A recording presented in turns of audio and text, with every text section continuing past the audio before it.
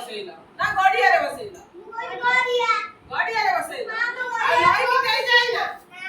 କଣ ପାଇଁ ଗଲ ନା? କୁମ୍ଭୀର ଅଛି। ହଉ କାହା ସାଙ୍ଗରେ ସବୁ ଗଲ? ମନ୍ଦିର ଯାଇଥିଲ?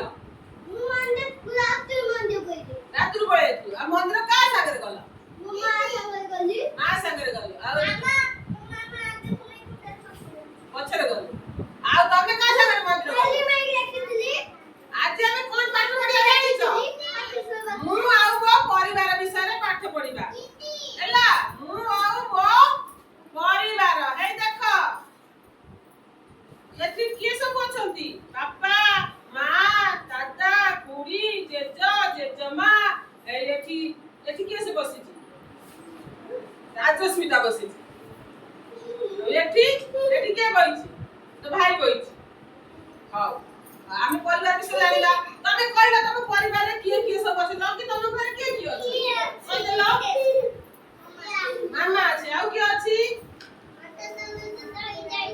ହାପି ଭାଇ ଅଛି। ଆଉ କିଏ ଅଛି? ହଁ ଯା। ମାମା ଅଛି। ଏବେ ତମେ କୁହ ତମ ପରିବାରରେ କିଏ ଅଛି? ବାପା। ଆଉ କିଏ? ମା। ହାତ ହାତ ପୁରାନା। ଆଉ କିଏ? ମମ୍ମି ଅଛି। ଆଉ କିଏ ଅଛି? ମା ଅଛି। ଆଉ ତମେ କୁହ ତମେ କୁହ ତମ ପରିବାରରେ କିଏ କିଏ ଅଛନ୍ତି? ମାମା, ଜେଜ, ବୋଉ। ହଉ ସାଇ ତମ ପରିବାରରେ କିଏ କିଏ ଅଛନ୍ତି କହିଲ? ତମ ଘରେ କିଏ କିଏ ଅଛନ୍ତି? ମମ୍ମି। ମା, ମମ୍ମି। ଆଉ କିଏ ଅଛନ୍ତି? ଜେଜ ଅଛି। ଆଉ କିଏ ଅଛି? ବାପା ନାହାନ୍ତି?